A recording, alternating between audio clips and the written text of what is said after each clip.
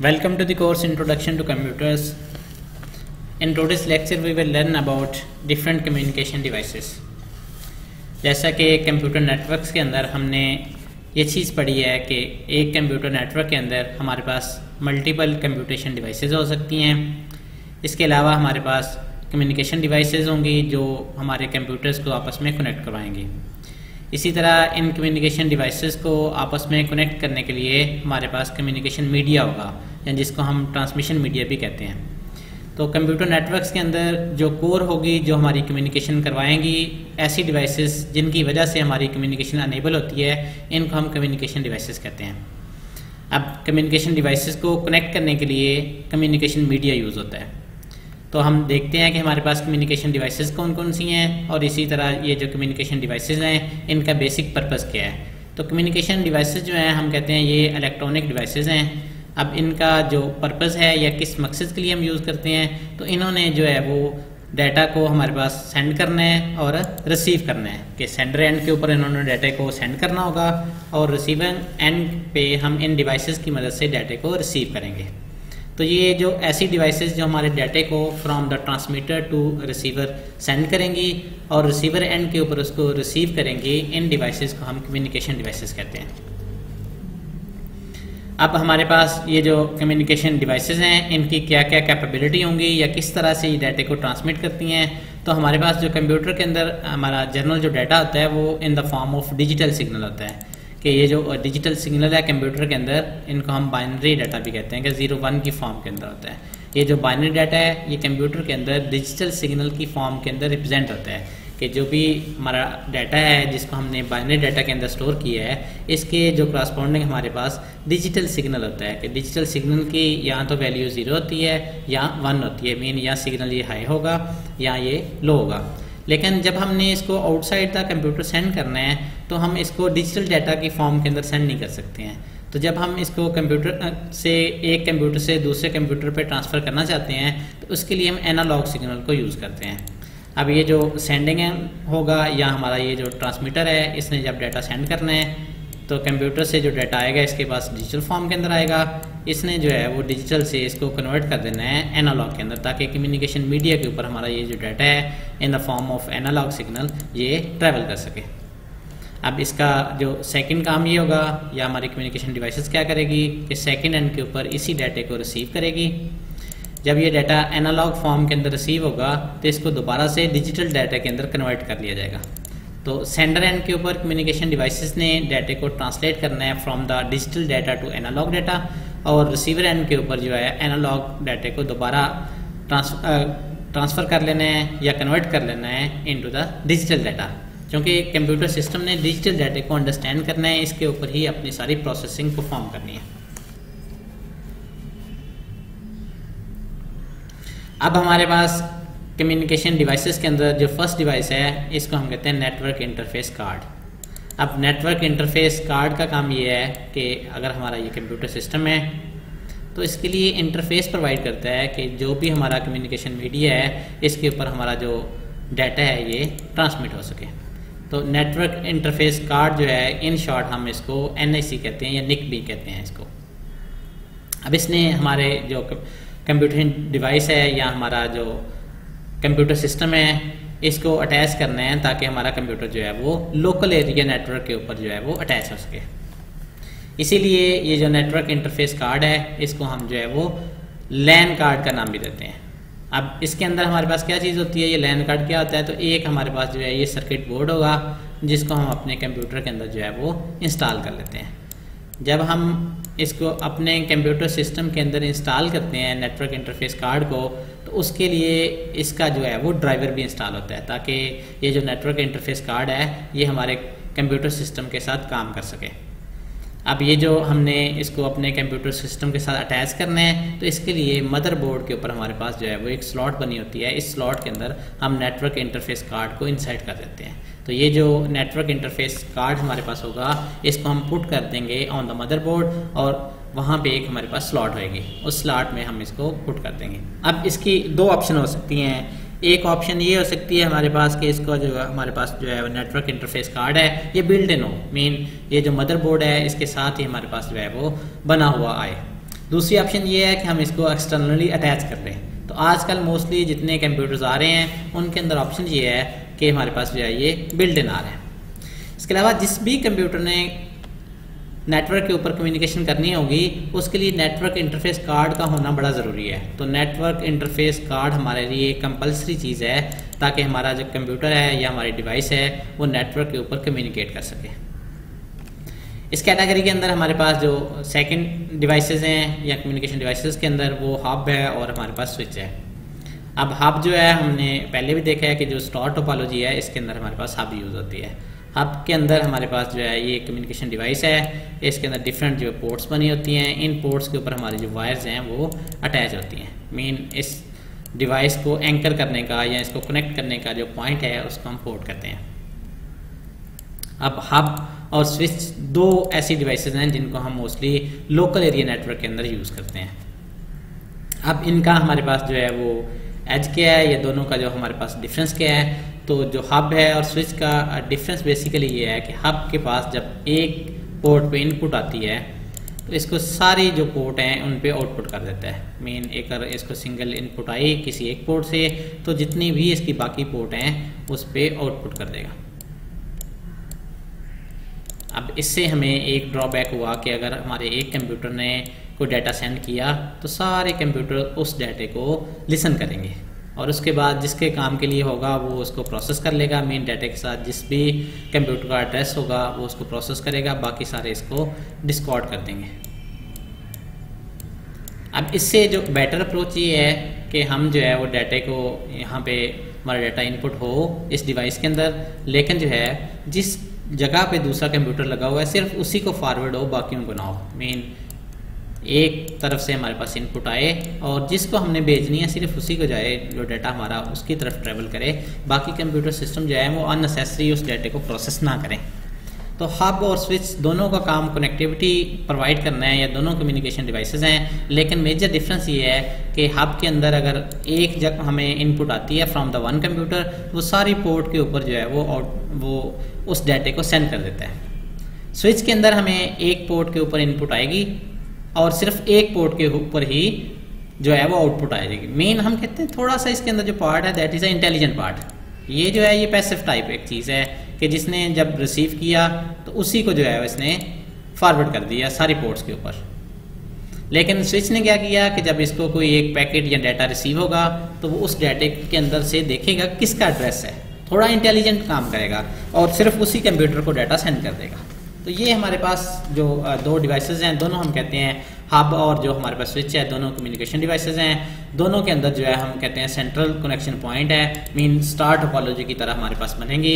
इसके अलावा इनके ऊपर जो है वो मल्टीपल पोर्ट्स होती हैं जिसके ऊपर हम अपने कंप्यूटर सिस्टम्स को अटैच करते हैं। मीन वायर्स के थ्रू मल्टीपल कंप्यूटर्स को हम अटैच करते हैं। अब हब जो है ये ट्रैफिक को मैनेज नहीं करती, मीन जो चीज़ भी इसके पास आएगी वो सारी पोर्ट्स के ऊपर फॉरवर्ड कर देगी। सारी पोर्ट्स के ऊपर फॉरवर्ड करने को हम ब्रॉडकास्ट कहते हैं। तो ये क्या करेगी, जब इसके पास कोई मैसेज आएगा तो ये ब्रॉडकास्ट कर देगी। अब ब्रॉडकास्ट करने के बाद जिस कंप्यूटर के लिए वो मैसेज होगा वो इसको एक्सेप्ट करेगा और उसको प्रोसेस करेगा, बाकी सारे कंप्यूटर जो है इसको इग्नोर कर देंगे। लेकिन बाकी सारे कंप्यूटर को वो मैसेज प्रोसेस करना पड़ेगा, मीन उसमें से देखना पड़ेगा क्या उनका एड्रेस है या नहीं है। अब ये जो स्विच है ये हमारे पास हब ही की तरह है, लेकिन ये थोड़ी सी इंटेलिजेंट है। इंटेलिजेंट इस तरह से है कि हमारे पास जो है इसने सिर्फ उस पोर्ट पे फॉरवर्ड करना है मैसेज को या डाटे को जिस पोर्ट पे जिसको हम डाटा भेजना चाह रहे हैं, मीन जिसका वो एड्रेस उस डाटे के अंदर है सिर्फ उसी को फॉरवर्ड करेगा। ये रिकॉर्ड करती है एड्रेसेस को और उसके बाद जो है वो वहाँ पे उन कंप्यूटर को सेंड कर देगी। स्विच जो है शुरू में इसको नहीं पता होता कि कौन सी डिवाइस जो है मेरी किस पोर्ट पे लगी है, लेकिन जब डाटा की मूवमेंट होती है, मेन एक कंप्यूटर डाटा सेंड करता है तो फिर वो आस्ते आस्ते इस चीज़ को लर्न करता है। इसीलिए हम कहते हैं ये एक थोड़ी सी इंटेलिजेंट डिवाइस है देन हब। अब ये जो मैसेज है सेंड करेगी और सिर्फ जो है जब मैसेज सेंड करेगी तो सिर्फ एक कंप्यूटर करेगी, मीन इसने एक पोर्ट से डाटे को रिसीव किया और जब ये फॉरवर्ड किया इसने तो सिर्फ एक पोर्ट के ऊपर करेगी। इसके बाद नेक्स्ट हमारी डिवाइस है, इसको हम कहते हैं मॉडम। मॉडम जो है दो वर्ड्स का कम्बिनेशन है, हम कहते हैं मॉड्यूलेशन है, ये हमारे पास है, इससे बनता है मॉड्यूलेशन है, और डेम है, इसको हम कहते हैं डी मॉड्यूलेशन। मॉड्यूलेशन या डीमॉड्यूलेशन बेसिकली ये प्रोसेस होता है कि अगर हमारे पास जो डाटा है वो एक शेप के अंदर है, इसको किसी दूसरी शेप के अंदर कन्वर्ट करना, इसको हम कहते हैं मॉड्यूलेट करना। और जब हमारे पास रिसीवर एंड के ऊपर ये डाटा पहुंचेगा तो इसको ओरिजिनल फॉर्म के अंदर कन्वर्ट कर देना, इसको हम कहते हैं डीमॉड्यूलेशन। मॉड्यूलेशन और डीमॉड्यूलेशन एक जनरल कंसेप्ट है। मॉड्यूलेशन में हम एक सिग्नल को दूसरे सिग्नल के अंदर कन्वर्ट कर देते हैं। इसी तरह डीमॉड्यूलेशन के अंदर हम जो है वो जो हमने कन्वर्ट किया हुआ सिग्नल होता है उससे ओरिजिनल सिग्नल जो है ये बैक ले लेते हैं। तो मॉडम जो है ये मॉड्यूलेटर और डीमॉड्यूलेटर है। मेन अगर हमें ये क्वेश्चन आ जाए कि मॉडम स्टैंड्स फॉर, तो हम राइट करेंगे कि ये मॉड्यूलेटर और डीमॉड्यूलेटर से बनता है। अब इसने काम क्या करना है, चूँकि कंप्यूटर का डाटा जो है वो डिजिटल फॉर्म के अंदर होता है, तो डिजिटल डाटे को एनालॉग के अंदर कन्वर्ट करना और रिसीवर पार्ट के ऊपर जो है वो एनालॉग को बैक कन्वर्ट कर देना इनटू द डिजिटल। ये इसका बेसिक फिलॉसफी या काम करने का तरीका है। अब ये हमें इस मॉडम की ज़रूरत क्यों है, तो मॉडम की ज़रूरत इसलिए है कि जितना भी हम नेटवर्क देखते हैं, कम्युनिकेशन नेटवर्क्स हैं या इंटरनेट है, इसके अंदर जो मेजर बैकबोन या मेजर जो हमें इंफ्रास्ट्रक्चर प्रोवाइड करता है ये हमारा वायर्ड नेटवर्क है। जैसे कि पाकिस्तान के अंदर जो है वो PTCL कर रहा है, डिफरेंट कंट्रीज़ के अंदर डिफरेंट जो वायर्ड नेटवर्क हैं ये इंटरनेट हमें प्रोवाइड कर रहे हैं।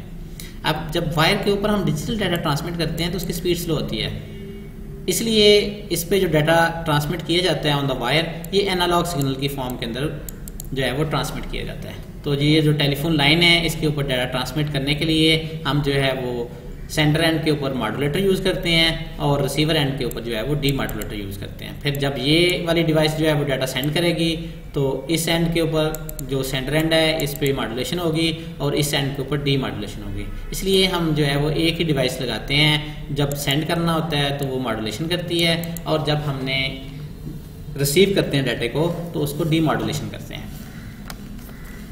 अब इसके थ्रू हम जो है वो डाटा उसको सेंड भी कर सकते हैं और हम जो है वो रिसीव भी करेंगे। अब ये जो डाटा हम सेंड या रिसीव करते हैं जनरली ये टेलीफोन लाइन के थ्रू करते हैं। अब ये जो सेंडिंग हमारा कंप्यूटर है या रिसीविंग कंप्यूटर है, दोनों के अंदर मॉडम्स का होना ज़रूरी है ताकि हमारी जो कम्युनिकेशन है ये अनेबल हो सके, मेन दोनों कंप्यूटर आपस के अंदर कम्युनिकेट कर सकें। अब हमें ये भी पता है कि कंप्यूटर के अंदर जो डाटा स्टोर होता है in the form of digital signal होता है, जबकि टेलीफोन लाइन के ऊपर जो डाटा ट्रैवल करता है ये एनालॉग सिग्नल ट्रैवल्स करते हैं।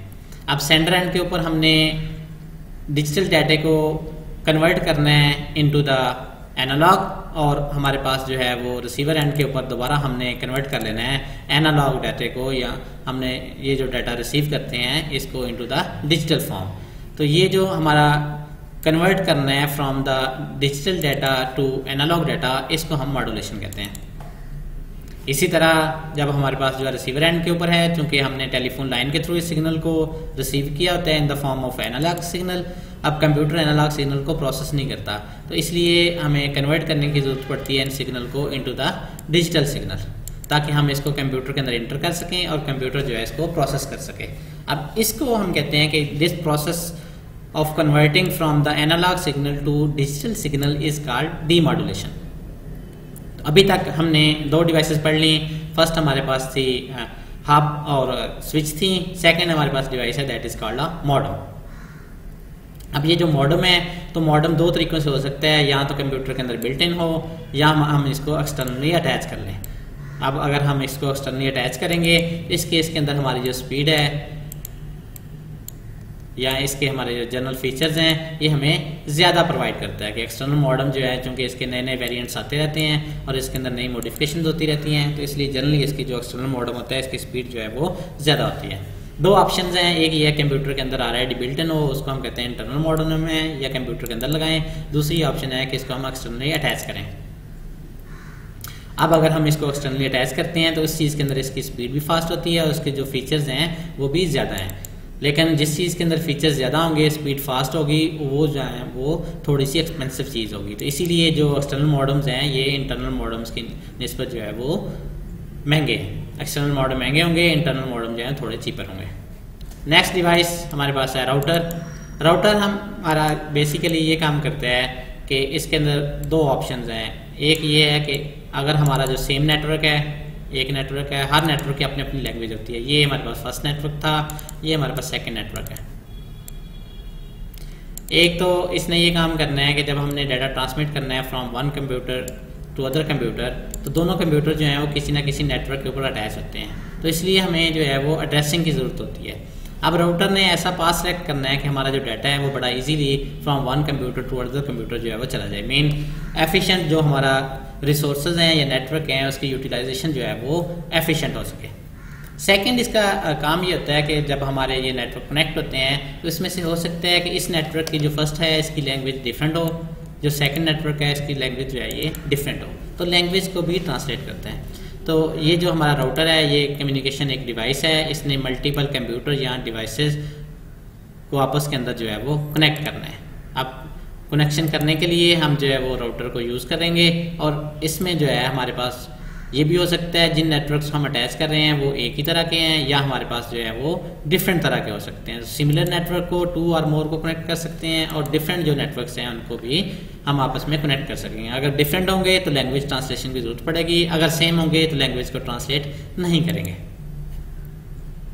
अब ये जो नेटवर्क को जब हम अटैच करते हैं तो कौन कौन से नेटवर्क्स हो सकते हैं, तो ये लोकल एरिया नेटवर्क भी हो सकते हैं और वाइड एरिया भी हमारे पास हो सकते हैं। अब राउटर्स का जो हमें राउटिंग प्रोवाइड करते हैं तो इसको हम कहते हैं ये एड्रेसिंग की इंफॉर्मेशन को स्टोर करते हैं कि ये जो राउटर है इसको पता होगा कि नेक्स्ट मैंने किस डिवाइस के साथ अटैच होना है। इसी तरह हमारे पास जो है वो नेक्स्ट जो राउटर है इसको पता होगा कि मेरे साथ अपनी कौन सी डिवाइसेस हैं और नेक्स्ट मैं किसके साथ अटैच हूँ। तो इस तरह की इंफॉर्मेशन को जिसके अंदर हमें पता हो कि नेक्स्ट जो कंप्यूटर है उसके साथ क्या चीज़ें अटैच हैं, इसको हम कहते हैं राउटिंग की इंफॉर्मेशन है। कि अगर मैंने एक मैसेज सेंड करना है तो राउटर को पता होगा नेक्स्ट मैंने किस राउटर को ये मैसेज जो है वो पास करना है। अब ये करता है राउटर कि जब इसको कोई पैकेट या डाटा रिसीव होता है, पैकेट हम कहते हैं ये यूनिट ऑफ डाटा है, तो उसमें से एड्रेस देखता है कि ये किसको जाना है, तो जिस कंप्यूटर को जाना हो वो सिर्फ उसी को फॉरवर्ड करेगा और एफिशिएंट जो राउट है उसको इस्तेमाल करेगा।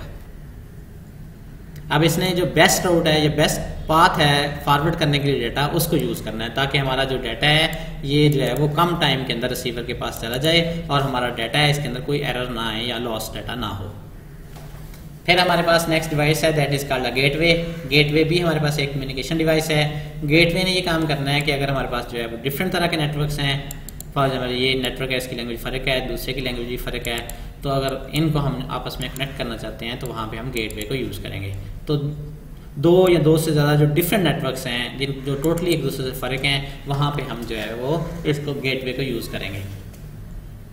अब इसमें एक कंप्यूटर जो आपस में बात करता है तो इनकी जो लैंग्वेज है कंप्यूटर की, फॉर एग्जांपल ये एक नेटवर्क है तो इसके अंदर जो लैंग्वेज इस्तेमाल होती है उसको हम कहेंगे that is called a protocol. Protocol हम कहते हैं एक लैंग्वेज है, ये नेटवर्क है इसका अपना प्रोटोकॉल होगा, मीन अपनी इसकी एक लैंग्वेज होगी। तो ये क्या काम करेगी डिवाइस से, अगर डिवाइस दरमियान में लगी होगी तो इनके जो है वो प्रोटोकॉल को या लैंग्वेज को एक दूसरे के अंदर जो है वो ट्रांसलेट करेगी। इसके अलावा हम कहते हैं ये इंटेलिजेंट डिवाइस है। इंटेलिजेंट डिवाइस इसलिए है कि डाटा का जो फॉर्मेट है, मीन डाटा एक शेप से दूसरी शेप के अंदर या इनके प्रोटोकॉल्स को जो है वो चेंज करना होता है। गेटवे पे हमारे पास जो है वो डाटा पैकेट रिसीव करते हैं फ्रॉम वन नेटवर्क और उसको जो है वो ट्रांसलेट करते हैं ताकि दूसरा नेटवर्क के ऊपर जो है उसको रिसीव कर सके और उसको सही तरीके से जो है वो पढ़ सके। अब जो डेस्टिनेशन कंप्यूटर है उसके लिए इसने ये काम करना है कि फॉर एग्जांपल एक कंप्यूटर इस नेटवर्क के साथ अटैच था तो उसने डाटा सेंड किया, इसकी जो लैंग्वेज फ़र्क है, ये दूसरा जो है इसकी अपनी लैंग्वेज है, वो लैंग्वेज उस नेटवर्क से फर्स्ट नेटवर्क से जो है वो डिफरेंट है, तो इसलिए इस डिवाइस ने इसको कन्वर्ट कर देना डाटे को ताकि जो दूसरे एंड के ऊपर कंप्यूटर अटैच है वो इसको समझ सके।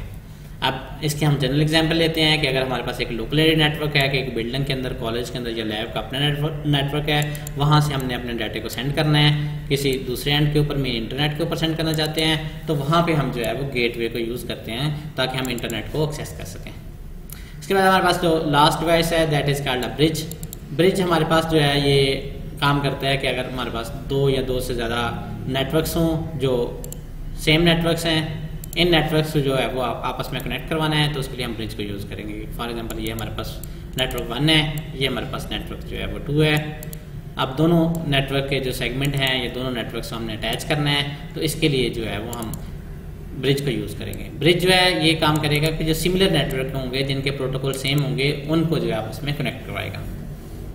अब इसमें के अंदर भी थोड़ा इंटेलिजेंट पार्ट है, वो ये है कि अगर एक कंप्यूटर फॉर एग्जांपल इसके साथ अटैच है, ये मैसेज सेंड करना चाहता है लेकिन दूसरा जो कंप्यूटर सिर्फ दूसरा कंप्यूटर इसी नेटवर्क के ऊपर अटैच है, तो इस केस के अंदर मैसेज जो है वो दूसरा नेटवर्क जो इस साइड के ऊपर है इसको फॉरवर्ड नहीं होगा। मेन ये जो है इस मैसेज को नेक्स्ट फॉरवर्ड नहीं करेगी, बल्कि ये जो मैसेज है ये इसी नेटवर्क के ऊपर जो है वहाँ पे जिस कंप्यूटर को भेजना चाह रहे हैं उसको डिलीवर हो जाएगा।